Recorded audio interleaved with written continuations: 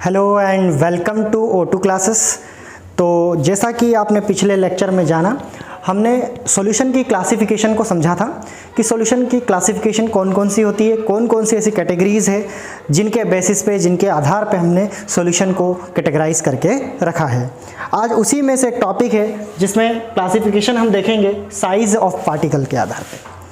Size of particle के आधार पे हमने देखा था कि दो सॉल्यूशन हो सकते हैं, एक हो सकता है होमोजीनस सॉल्यूशन और दूसरा है हेटेरोजीनस सॉल्यूशन। सबसे पहले हम देखेंगे कि होमोजीनस सॉल्यूशन, नाम से ही क्लियर हो रहा है, होमो में सेम, ऐसा सॉल्यूशन जिसमें जो पार्टिकल है, जो कंपोनेंट्स हैं सॉल्यूशन के, वो सेम है, इट मीन्स यूनिफॉर्म है, एक जैसे हैं, तो उसे हमने कहा होमोजीनस सॉल्यूशन। आप देख सकते हैं ऐसा मिक्सचर जहां पर यूनिफॉर्म कंपोजिशन हो सोल्यूट का भी और सॉल्वेंट का भी, तो उसे हमने होमोजीनस सॉल्यूशन कहा है। यहां हम देखें तो ये जो सॉल्यूशन होता है अक्सर आपको ट्रांसपेरेंट दिखाई देगा, जैसे कि शुगर सॉल्यूशन, साल्ट सॉल्यूशन आप देखेंगे तो वहां पर आपको पूरा का पूरा जो लिक्विड है वो ट्रांसपेरेंट दिखाई देगा। इनके पार्टिकल की साइज की बात करें तो वो होगी आपकी 10⁻⁻14 टू 10⁻⁻8 सेंटीमीटर के लगभग ये साइज होती है। वहीं ये जो सॉल्यूशंस होते हैं जिनके लिक्विड या जो सॉल्यूशन है ट्रांसपेरेंट दिखाई दे रहा है, उसे हम ट्रू सॉल्यूशन भी कहते हैं। इट मीन्स कि होमोजीनस मिक्सचर जो होगा या होमोजीनस जो सॉल्यूशन होगा वो हमेशा ट्रू सॉल्यूशन कहलाता है।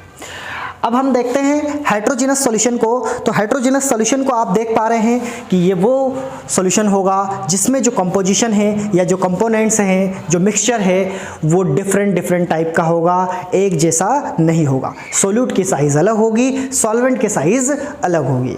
यहाँ हम देखें तो ये मिक्सचर जो होगा वो यूनिफॉर्म कंपोजिशन वाला होगा, नॉन यूनिफॉर्म कंपोजिशन वाला होगा। इसमें जो साइज होती है पार्टिकल्स की वो बड़ी होती है, जैसे कि देख पा रहे हैं आप 10⁻⁻7 से लेकर 10⁻⁻3 सेंटीमीटर के लगभग होती है। बड़ी साइज के पार्टिकल देखने को मिलेंगे सोल्यूट के भी और सॉल्वेंट के भी। ये जो सॉल्यूशन है इसमें दो टाइप के आपको सॉल्यूशंस देखने को मिल जाएंगे हेटेरोजीनस में। एक होता है कोलाइडल सॉल्यूशन और दूसरा है सस्पेंशन।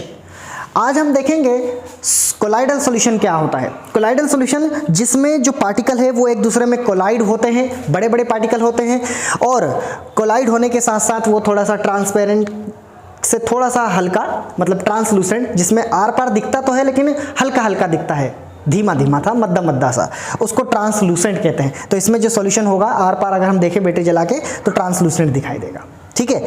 टिंडल इफेक्ट इसमें शो होता है पार्टिकल में। अगर बैटरी जलाएं, है ना, बैटरी जलाकर अगर ग्लास में देखें सॉल्यूशन को तो उसमें पार्टिकल हमें कोलाइड होते हुए दिखाई देंगे, उसे हमने टिंडल इफेक्ट कहा था। और टिंडल इफेक्ट वाला जो सॉल्यूशन होता है उसे हम कोलाइडल सॉल्यूशन कहते हैं। वहीं एक सॉल्यूशन और है जिसे सस्पेंशन नाम दिया गया है, सस्पेंशन सॉल्यूशन। सस्पेंशन क्या होता है, तो इसमें जो साइज होती है पार्टिकल की वो कोलाइडल से भी बड़ी होती है, इतनी बड़ी होती है कि ये जो है एक ओपेक सॉल्यूशन बनाते हैं, मतलब कि आप बैटरी जलाकर देखें तो आर पार कुछ भी दिखाई नहीं देगा क्योंकि पार्टिकल की साइज़ बहुत बड़ी होती है ना। इसमें जो पार्टिकल की साइज़ होती है वो 10⁻⁻3 से लेकर तो 10⁻⁻1 सेंटीमीटर के लगभग होती है। जैसे कि आपने देखा ही होगा मडी वाटर, कीचड़ वाला जो पानी है वो आता है सस्पेंशन के अंदर। वहीं कोलाइडल सॉल्यूशन में आप मिल्क को देख सकते हैं, मिल्क के पार्टिकल आपको दिखते हैं बैटरी जलाने पर। स्टार सॉल्यूशन में आपको पार्टिकल्स दिखते हैं, इट मीन्स कि ये जो सॉल्यूशन है वो कोलाइडल सॉल्यूशन होगा। तो ये जो कोलाइडल और सस्पेंशन है दोनों ही हेटेरोजीनस सॉल्यूशन के अंतर्गत आते हैं। तो यहाँ हमने सॉल्यूशन की क्लासिफिकेशन को देखा, और ये जो क्लासिफिकेशन थी on the basis of their size of particles, इनके जो पार्टिकल है उनकी साइज के आधार पर देखा। ऐसे ही हमने सॉल्यूशन की क्लासिफिकेशन को देखना है, अब फेजेस के आधार पे देखेंगे। फेजेस मतलब स्टेट के आधार पे, सॉलिड सॉल्यूशन, लिक्विड सॉल्यूशन और गैसेस सॉल्यूशन। एनसीईआरटी के अंदर एक चार्ट बना हुआ है, उसी के अंदर ये सब कुछ दिया हुआ है। तो आइए उसको डिस्कस करते हैं, बहुत इंपॉर्टेंट है वो, कह सकता हूँ कि वो जो ऑब्जेक्टिव लेवल है उसमें भी आता है। तो थैंक यू आज के इस वीडियो के लिए।